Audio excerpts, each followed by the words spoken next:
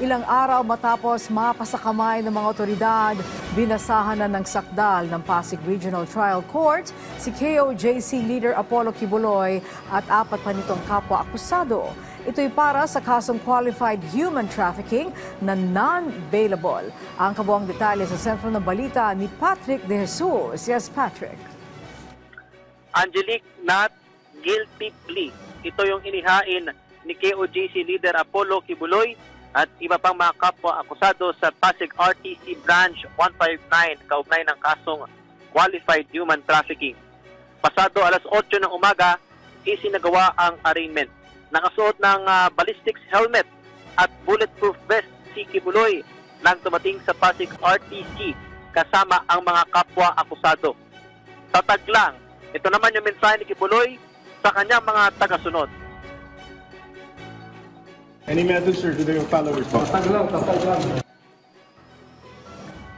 Matapos nga ang pagbasa ng sakdal, kinumpirma ng abogado ni Kibuloy ang inihaing not guilty plea.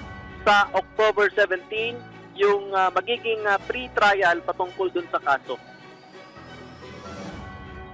Not guilty ang kanyang plea. Pasensya talaga, wala kaming statement kasi ang kaso nasa korte na. Okay? Sir, bakit not guilty? Wala siyang kasalanan eh. Walang kasalanan. Yun lang. Angelique, nakita rin natin ang complainant sa kaso na si alias Amanda na humarap sa pagdinig noon sa Senado at idinatalye ang umano'y pang-abuso sa kanya ni Kibuloy. Hindi nagpaunlak ng panayam ang kanyang kampo pero mayroon silang inilabas na bahayag kung saan iginit nilang 2019 pa nakahain ng kaso laban kay Kibuloy. Kaya't wala raw basihan na sabihin ito ay politically motivated.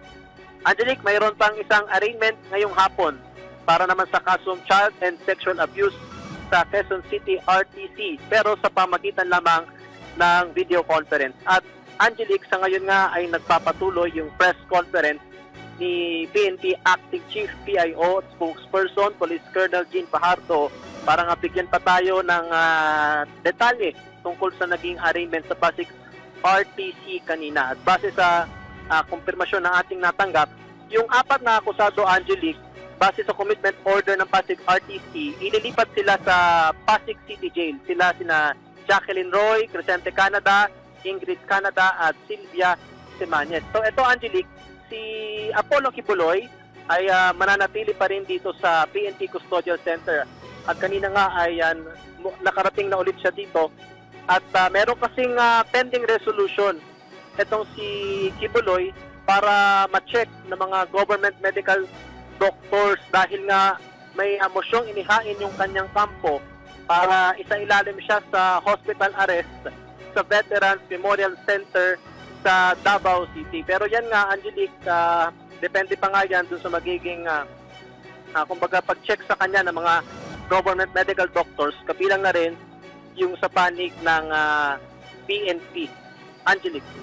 Yes, Patrick, ano ba ang nirereklamong sakit o nararamdaman ni Pastor Kibuloy at hinihingi na siya ay mailagay sa hospital arrest? Yes, Angelique, magandang naitanong mo yan.